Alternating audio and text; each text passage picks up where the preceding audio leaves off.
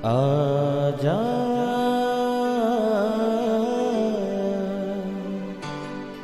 प्रभु यीशु के दर आजा, जीवन मिलेगा तुझे। आजा आजा प्रभु यीशु के दर आजा, जीवन मिलेगा तुझे। आजा आजा आजा आजा।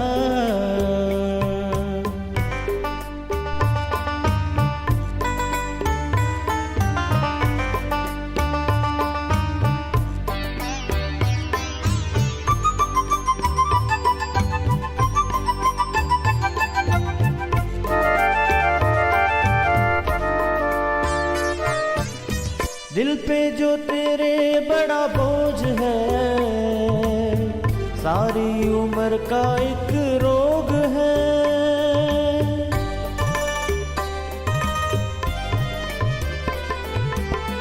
दिल पे जो तेरे बड़ा बोझ है, सारी उम्र का एक रोग है।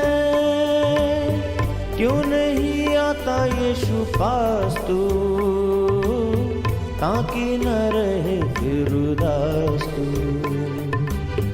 क्यों नहीं आता यीशु पास तू, ताकि न रहे फिर उदास तू। आजा प्रभु यीशु के दर आजा, जीवन मिलेगा तुझे। आजा आजा आजा आजा। बाइबल कहती है, यदि कोई कहे कि मुझे विश्वास है पर कर्म ना करता हो तो इससे क्या लाभ? क्या ऐसा विश्वास कभी उसका उद्धार कर सकता है? यदि कोई भाई या बहन नंगे उघाड़े हों और उन्हें प्रतिदिन भोजन की घटी हो, और तुम में से कोई उनसे कहे कुशल से जाओ, तुम गर्म रहो और तृप्त रहो, पर जो वस्तुएं देह के लिए आवश्यक हैं वे उन्हें ना दे तो क्या लाभ? वैसे ही विश्वास भी यदि कर्म सहित ना हो तो स्वभाव में मरा हुआ है।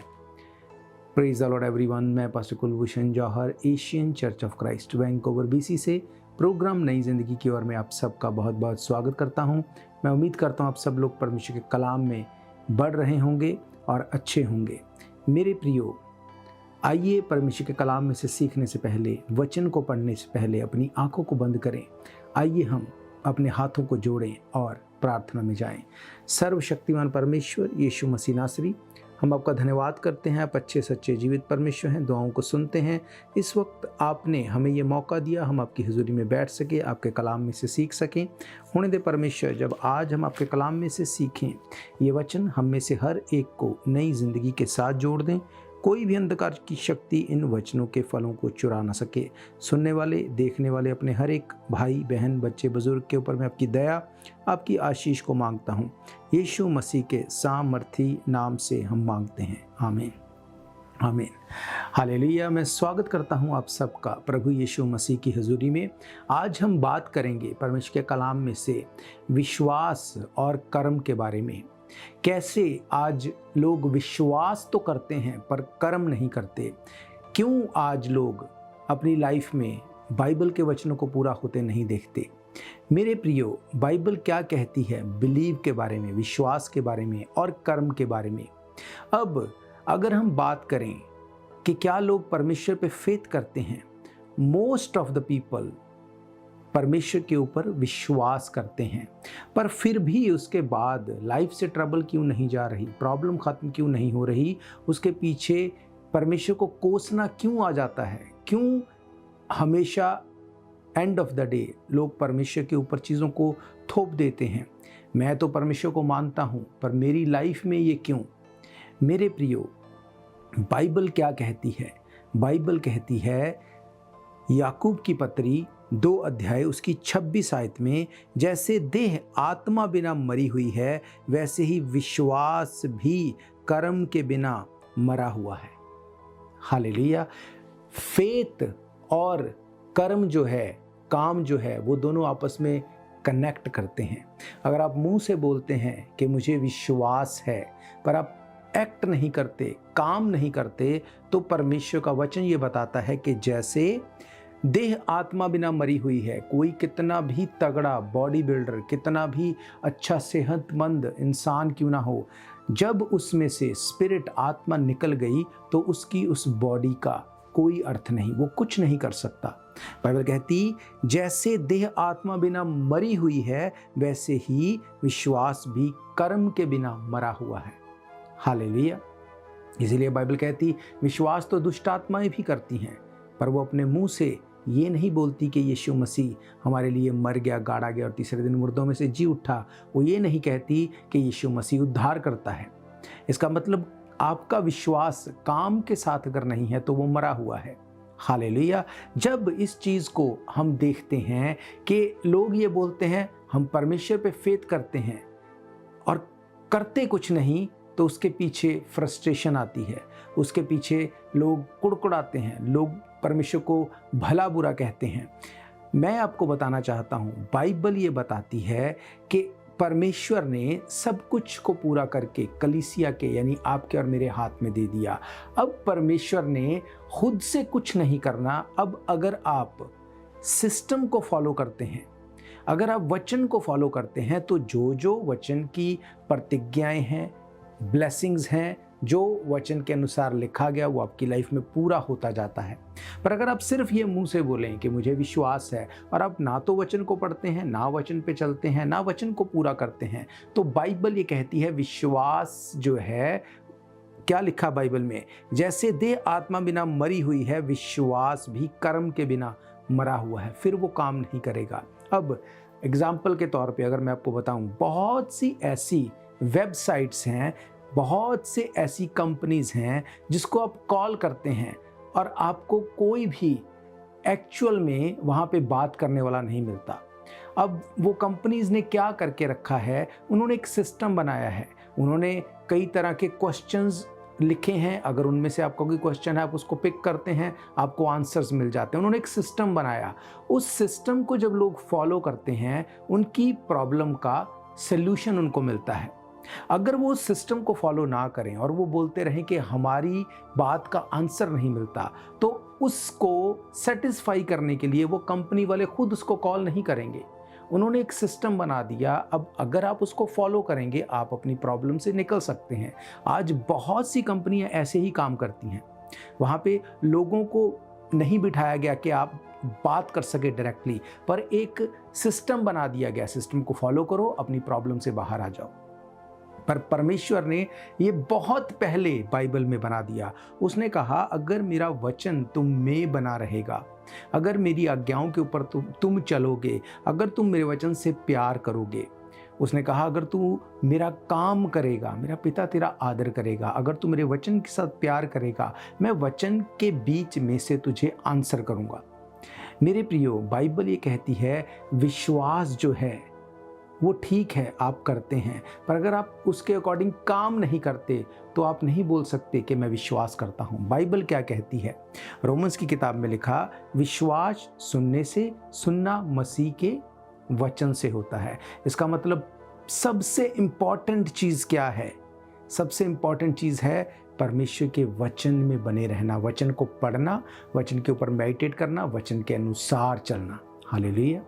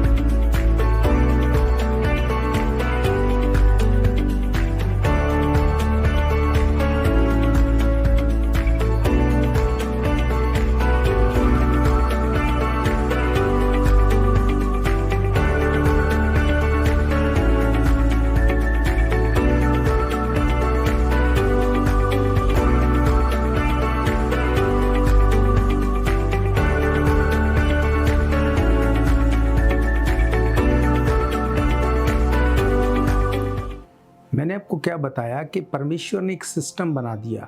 अब अगर आप रोमन्स की किताब 10 अध्याय उसकी 10 आयत से पढ़ते हैं, वहाँ पे क्या लिखा, क्योंकि धार्मिकता के लिए मन से विश्वास किया जाता है, उद्धार के लिए मुंह से अंगीकार किया जाता है, क्योंकि पवित्र शास्त्र ये कहता है जो कोई उस पर विश्वास करेगा वो लज्जित ना होगा। अब यहाँ पे सिर्फ फेथ की बात नहीं की गई, यहाँ पे लिखा गया धार्मिकता के लिए मन से विश्वास किया जाता है, पर उद्धार के लिए, मुक्ति के लिए मुंह से अंगीकार करना पड़ेगा।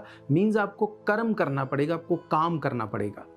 हालेलुया। अब अगर आप देखते हैं यूहन्ना की अंजील, अगर आप यूहन्ना की अंजील उसका 3 अध्याय देखते हैं, वहाँ पे कुछ आयतों को मैं आपके लिए पढ़ूंगा। यहाँ पे क्या लिखा, फरीसियों में निकोदेमस नाम का एक मनुष्य था, जो यहूदियों का सरदार था। उसने रात को यीशु के पास आकर उससे कहा, हे रब्बी, हम जानते हैं कि तू परमेश्वर की ओर से गुरु होकर आया है, क्योंकि कोई इन चिन्हों को जो तू दिखाता है यदि परमेश्वर उसके साथ ना हो तो नहीं दिखा सकता। यीशु ने उसको उत्तर दिया, मैं तुमसे सच कहता हूँ, यदि कोई नए सिरे से ना जन्मे तो परमेश्वर के राज्य को नहीं देख सकता। निकोदेमस ने उससे कहा, मनुष्य जब बूढ़ा हो जाए तो कैसे जन्म ले सकता है? क्या वो अपनी माता के गर्भ में दूसरी बार प्रवेश करके जन्म ले सकता है? यीशु ने उसको उत्तर दिया, मैं तुझसे सच सच कहता हूँ, जब तक कोई मनुष्य जल और आत्मा से ना जन्मे वो परमेश्वर के राज्य में प्रवेश नहीं कर सकता। क्योंकि जो कोई शरीर से जन्मा वो शरीर है, जो कोई आत्मा से जन्मा वो आत्मा है। अचंभा ना कर, मैंने तुझसे कहा, तुझे नए सिरे से जन्म लेना अवश्य है। हवा जिधर चाहती है उधर चलती है, और तू उसका शब्द सुनता है, परंतु नहीं जानता कि वह कहाँ से आती है और कहाँ को चली जाती है। जो कोई आत्मा से जन्मा है वे भी ऐसा ही। निकोदेमस ने उसको उत्तर दिया, ये बातें कैसे हो सकती हैं? ये सुनकर यीशु ने उससे कहा, तू इस्राएलियों का गुरु होकर भी क्या इन बातों को नहीं समझता? हालेलुया। मेरे प्रियो, निकोदेमस के बारे में बाइबल बताती है वो यहूदियों का गुरु था। वो यीशु मसीह को रात के अंधेरे में मिलने आया। वो चाहता था कि वो यीशु मसीह से मिले, यीशु मसीह को देखे, और जो बड़े काम वो करता था वो उनसे प्रभावित होके वो इस बात को समझ गया था कि यीशु मसीह ही परमेश्वर का पुत्र है। जैसे वो उसको रात के अंधेरे में मिलने आया, यीशु मसीह ने उसको क्या कहा? उसने उसको वही सिस्टम के बारे में जो परमेश्वर ने बना दिया, उसने उसके बारे में बताया। उसने कहा, अगर तुझे उद्धार चाहिए, अगर तुझे मुक्ति चाहिए, तुझे बपतिस्मा लेना पड़ेगा, नए सिरे से जन्म लेना पड़ेगा। अब जब उसको ये बात बता दी गई, अब वो क्या चाहता था? वो शॉर्टकट तरीके को चाहता था कि यीशु मसीह कोई शॉर्टकट तरीका बता दे। यीशु मसीह ने उसको कहा, तू यहूदियों का गुरु होके भी बैप्टिज्म के बारे में नहीं जानता? इसका मतलब वो जानता था सब कुछ, पर विश्वास था, उसके साथ साथ कर्म नहीं कर रहा था। आज भी लोग शॉर्टकट चाहते हैं। वो चाहते हैं शॉर्टकट कुछ ऐसा मिल जाए, हमारे लिए प्रार्थना हो जाए, चीज़ें फिक्स हो जाएं, पर खुद कुछ नहीं करना। मेरे प्रियो, प्रार्थना के बाद परमेश्वर आपको छुड़ाता है, पर उसके बाद उसको मेंटेन करके रखने के लिए आपको परमेश्वर के वचन में बने रहना पड़ेगा। हालेलुया। जब आप परमेश्वर के वचन में बने रहते हैं, आप कर्म करते हैं, आप दिखाते हैं कि परमेश्वर मैं तेरे वचन से प्यार करता हूँ। कितनी बार लोग चर्च में आते हैं, पर कब आते हैं? जब आराधना खत्म हो जाती है। उनको क्या लगता है कि जब पास्टर जी आएंगे तब वो आके वचन का प्रचार करेंगे, प्रार्थना करेंगे, और दैट्स इट। आप नहीं जानते, आपने आराधना को नहीं, आपने अपने छुटकारे को मिस कर दिया। आराधना में इतनी पावर है, वो आपको छुड़ा सकती है, पर लोगों को क्या लगता है कि नहीं, दैट्स ओके, हमें शॉर्टकट चाहिए। मेरे प्रियो, आप विश्वास करते हैं, ये अच्छी बात है, पर अगर आप कीमत नहीं देंगे, कर्म नहीं करेंगे, तो वो आपका छुटकारा नहीं कर सकता। हालेलुया। मेरे प्रियो, कितनी बार आपने चर्च के अलावा घर पे जब होते हैं, कब कितनी बार आप आराधना करते हैं? कितने घंटे आप आराधना करते हैं, प्रार्थना करते हैं, वचन को पढ़ते हैं? ये क्या है? ये कर्म का, ये काम का करना है। ये आप कीमत देते हैं, आप दिखाते हैं परमेश्वर हम तेरे वचन से प्यार करते हैं। इस बात को हमें समझना पड़ेगा। इस पृथ्वी के ऊपर कुछ भी अपने आप नहीं होगा। अगर आपको कुछ अचीव करना है, आप उसके लिए आपको काम करना पड़ेगा, कीमत देनी पड़ेगी।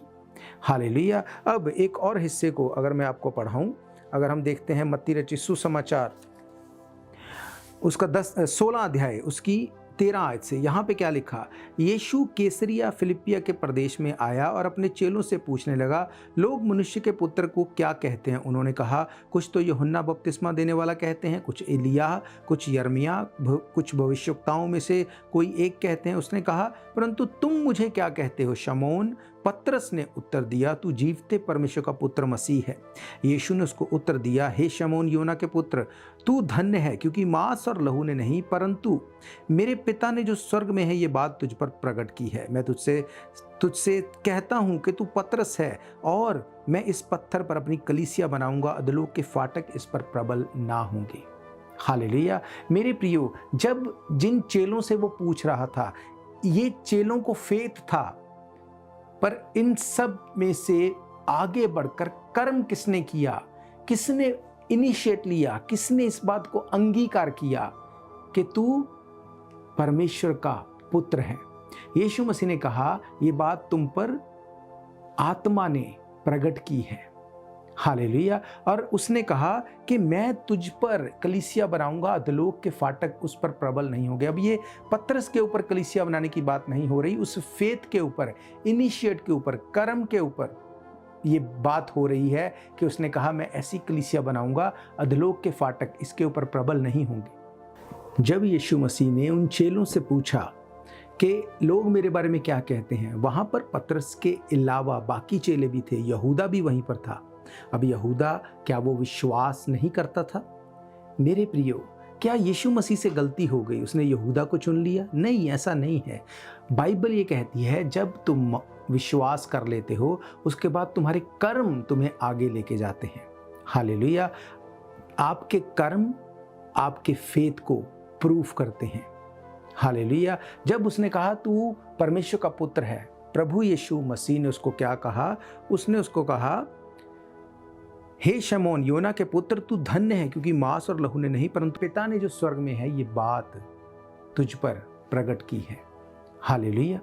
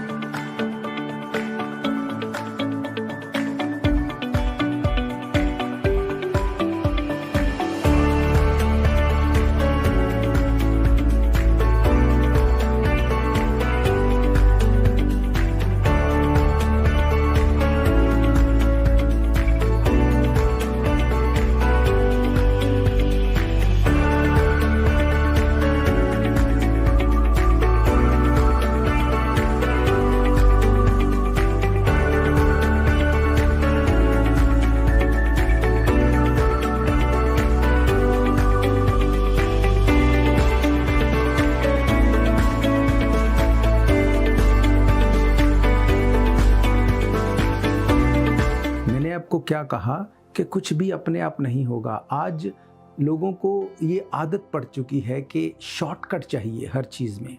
उनको लगता है हमें कुछ ना करना पड़े पर सब कुछ अपने आप हो जाए। बाइबल ऐसा नहीं कहती।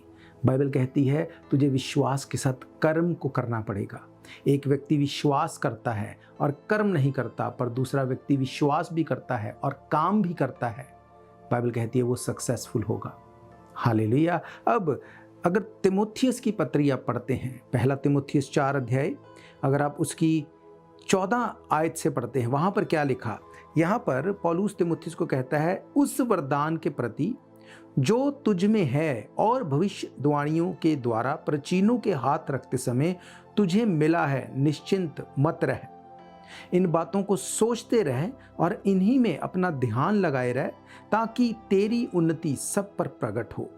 अपनी और अपने उपदेश की चौकसी रख, इन बातों पर स्थिर रह, क्योंकि यदि ऐसा करता रहेगा तो तू अपने और अपने सुनने वालों का भी उद्धार करने का कारण होगा। हालेलुया। यहाँ पर तीमुथियुस, जो कि पौलुस का स्पिरिचुअल सन था, उसको पौलुस ये बोल रहा है कि भाई तुझे फेथ करना है, उसके साथ साथ काम करना है। बिना काम के तेरा फेथ कुछ नहीं कर सकेगा। वो उसको क्या बोलता है? जो वरदान तुझ में है, जो वरदान हाथ रख के तेरे ऊपर भविष्यवाणियां की गई हैं, अगर तू उनको पूरा होते देखना चाहता है तो क्या लिखा है? उन भविष्यवाणियों के द्वारा प्राचीनों के हाथ रखते समय जो तुझको मिला था, उसके वरदान के प्रति निश्चिंत मत रह। इन बात को सोचते रह, इन्हीं में अपना ध्यान लगा रहे, ताकि तेरी उन्नति सब पर प्रकट हो। और बाइबल कहती है जब तुम विश्वास के साथ काम करते हो तुम्हारी उन्नति प्रकट होगी। और अगली आयत में लिखा, अपनी और अपने उपदेश की चौकसी रख, इन पर स्थिर रह, क्योंकि यदि ऐसा करता रहेगा तो अपने और अपने सुनने वालों के लिए भी उद्धार का कारण होगा। It's not a one time process. उसने कहा तुझे करते रहना पड़ेगा। ना तू खुद मुक्त होगा, सिर्फ दूसरों को भी तू मुक्त कर सकेगा। हालेलुया। विश्वास इतना इंपॉर्टेंट है। विश्वास कर्म मांगता है, आपके एफर्ट्स मांगता है, सैक्रिफाइस मांगता है। हालेलुया। क्या करते हैं आप परमेश्वर के सामने अपने विश्वास को दिखाने के लिए? लास्ट टाइम कब आपने फास्टिंग की थी? कब आपने बैठ के घर पे अपनी पर्सनल आराधना की थी? कब आपने प्रार्थना की थी? कब आप चर्च भवन में जाने के लिए एक्साइटेड थे? कब सैटरडे रात को आपने बैठ के प्रार्थना की कि संडे को मैं परमेश्वर के भवन में जब जाऊं, परमेश्वर मेरे साथ बात करे? आज लोगों को लगता है कि हम चर्च में जाए, हमारे साथ मिरेकल हो जाए, हमें कुछ ना करना पड़े। मिरेकल्स उन्हीं की लाइफ में होते हैं जो मिरेकल्स की बाट जो होते हैं, जो इस बात को एक्साइटेड होते हैं, एक्सपेक्ट करते हैं कि ऐसा मेरे साथ होगा, विश्वास के साथ कर्म करते हैं। आप प्रार्थना करेंगे चर्च में जाने से पहले, एक्साइटेड होंगे, चर्च शुरू होने से पहले आप परमेश्वर के भवन में होंगे, आराधना के टाइम आप परमेश्वर के भवन में होंगे, वचन के टाइम परमेश्वर के भवन में होंगे। जब आप सैक्रिफाइस करेंगे, जब विश्वास के साथ कर्म करेंगे, परमेश्वर आपको सेम नहीं रहने देगा। उसने कहा तूने विश्वास किया, तूने कर्म किए, इसलिए उसने कहा मैं तुझसे ये कहता हूं, मैं तेरे ऊपर अपनी कलीसिया बनाऊंगा, अधोलोक के फाटक इसके ऊपर प्रबल नहीं होंगे। हालेलुया। आज लोगों की लाइफ में इतनी ट्रबल्स, इतनी प्रॉब्लम्स भरी पड़ी हैं, उनको बोलो क्या फेथ है आपका? हाँ, परमेश्वर कर सकता है। ओके, कर्म क्या करते हैं आप क्या दिखाते हैं परमेश्वर को कि परमेश्वर मैं ये कर रहा हूं, मेरे विश्वास को ऑनर करना? कुछ नहीं, बस वेट कर रहे हैं कि परमेश्वर कुछ कर दे। आप वेट करते रहेंगे सारी ज़िंदगी, परमेश्वर कुछ नहीं करेगा, क्योंकि उसने एक सिस्टम बना दिया। उसने इस सिस्टम को बना के रख दिया। इस बाइबल को पवित्र आत्मा ने लिखवा के आपको दे दिया। जब आप इसको पढ़ते हैं, ये आपसे बात करती है। एवरी डे ये बाइबल स्वर्ग से अपडेट होती है। जितनी बार आप इसको पढ़ेंगे, ये अलग तरह से आपसे बात करेगी। क्या आप जानते हैं, एक व्यक्ति जो ज़्यादा पढ़ा लिखा नहीं, जब वो बाइबल पढ़ता है, ये उससे उस तरह से बात करती है। एक पढ़ा लिखा व्यक्ति, एक साइंटिस्ट जब बाइबल पढ़ता है तो वो उस तरह से बात करती है। जब एक डॉक्टर बाइबल पढ़ता है, वो उस तरह से उससे बात करती है। हर एक से अलग तरह से ये बात करती है। क्यों? क्योंकि ये जीवित वचन है। जैसे आप और मैं जीवित हैं, उतनी ही ये जीवित है। ये आपसे बात करेगी। हालेलुया। आप बोलते हैं मुझे विश्वास है, पर कर्म क्या करते हैं? संडे को चर्च में आने के लिए आप छुट्टी नहीं कर सकते, क्योंकि आपको लगता है कि अगर मैं संडे को काम ना करूं तो पता नहीं मैं भूखा मर जाऊंगा। ये विश्वास है, कर्म है आपका। तो आप क्या एक्सपेक्ट करते हैं परमेश्वर आपकी लाइफ में करे? कितनी बार आप बाइबल को पढ़ते हैं एवरी डे? कितनी बार आप प्रार्थना करते हैं? कैसी लाइफ आप चलते हैं? ये सब चीज़ें कर्म हैं, सब चीज़ें सैक्रिफाइस हैं। कई बार दिल नहीं करे, तब भी वचन को पढ़ना है, प्रार्थना करनी है। चीज़ों को अपनी लाइफ का हिस्सा बनाओ, ताकि परमेश्वर आपके कर्म को देखे और विश्वास को ऑनर करे। हालेलुया। बाइबल कहती धार्मिकता के लिए मन से, उद्धार के लिए मुंह से अंगीकार करना पड़ेगा। हर एक व्यक्ति को विश्वास है कि हाँ कोई परमेश्वर है, पर कितने लोग कर्म करते हैं, अपने मुंह को खोल के अंगीकार करते हैं कि हाँ यीशु मसीह तू ही परमेश्वर, हम फेथ करते हैं तेरे ऊपर। हालेलुया। मेरा ये फेथ है, ये वचन आपकी ज़िंदगी में काम करेंगे। मैं आप सबके लिए दुआ करूँगा। अगर आप यीशु मसीह को अपना उद्धारकर्ता ग्रहण करना चाहते हैं, अपनी आंखों को बंद करो, इस प्रार्थना को मेरे पीछे दोहराओ। सर्वशक्तिमान परमेश्वर यीशु मसीह नासरी, हम तेरे वचनों में से ये जान चुके हैं खुदावंद कि विश्वास बिना कर्मों के मरा हुआ है। खुदावंद हम विश्वास करते हैं आज यीशु मसीह हमारे लिए मर गया, गाड़ा गया, तीसरे दिन मुर्दों में से जी उठा। यीशु मसीह बादलों पे बहुत जल्द आने वाला है।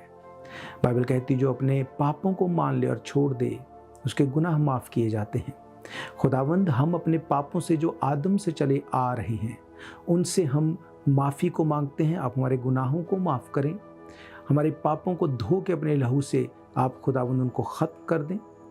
महान परमेश्वर, आप हमें अपने बेटे और बेटियां होने का अधिकार दें। हम आपको अपना उद्धारकर्ता ग्रहण करते हैं। यीशु मसीह के सामर्थी नाम से हम मांगते हैं, आमीन आमीन। मैं आंखों को बंद रखो, मैं आपके लिए दुआ करूंगा। सर्वशक्तिमान परमेश्वर यीशु मसीह नासरी, इस वक्त मैं प्रार्थना करता हूं, जितने लोग मुझे देख रहे हैं खुदावंद, जितने लोगों ने आज तेरे वचन के ऊपर फेथ किया, जितने लोग खुदावंद आज से तेरे साथ खराई से चलने का प्रॉमिस करते हैं खुदावंद, यीशु मसीह के सामर्थी नाम से इनकी ज़िंदगी की सारी ट्रबल, प्रॉब्लम, हर बीमारी इनकी लाइफ को छोड़े और चली जाए। अथाह कुंडन नरक की आग में खुदावंद तेरे लोग जयवंत से बढ़ के हैं, तेरा वचन कहता है। मैं तेरे लोगों को हील और खुदावंद इनको फ्री और डिलीवर घोषित करता हूँ यीशु मसीह के नाम से। तेरे पाक पवित्र लहू को लगाता हूँ, ये गवाही के साथ खड़े हूँ, यीशु मसीह के सामर्थी नाम से मांगते हैं, आमीन आमीन। हालेलुया। तो मैं आपको बताना चाहता हूँ, अगर आप इतवार को परमेश्वर के भवन में आके सभा को अटेंड करना चाहते हैं, हर इतवार दोपहर 1 बजे हम परमेश्वर के भवन में मिलते हैं। अगर आपका कोई भी क्वेश्चन है, कोई प्रेयर रिक्वेस्ट है, तब भी आप हमें कांटेक्ट कर सकते हैं। इसके अलावा टीवी, रेडियो, टिकटॉक, रंबल, हर एक सोशल मीडिया के माध्यम से एवरी डे इन वचनों को आप सुन सकते हैं। तो हम फिर मिलेंगे परमेश्वर की हुजूरी में। God bless you. शायद ये मौका होगा आखिरी, तुझको बुला रहा है नासरी। धोखा ही धोखा संसार है, प्रभु यीशु का सच्चा प्यार है।